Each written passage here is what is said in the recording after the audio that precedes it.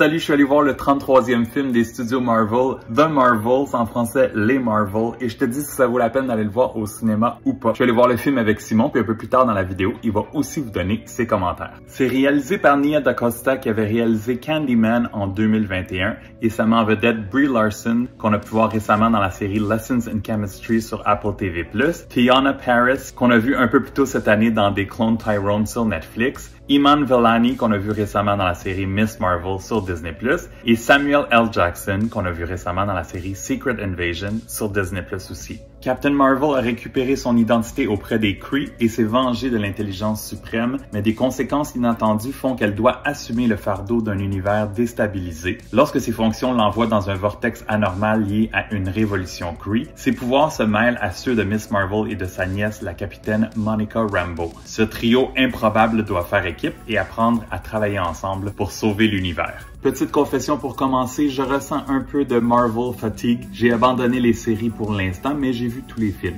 Ce nouveau film Marvel est beaucoup plus léger, très dynamique et il y a beaucoup d'humour. Selon moi, Iman Vellani vole le show, elle est la grande force du film. Les scènes qui fonctionnent le mieux sont celles où les trois femmes sont ensemble. Il y a une bonne chimie entre les trois. Nick Fury est sous-utilisé et il n'y a rien vraiment d'intéressant de son côté. La méchante, on la voit très peu et elle est vraiment boring. On dirait que dans ce film, tous les enjeux, on s'en fout. Il y a quelques scènes assez étranges et flyées. Les scènes avec les chats m'ont quand même beaucoup fait rire.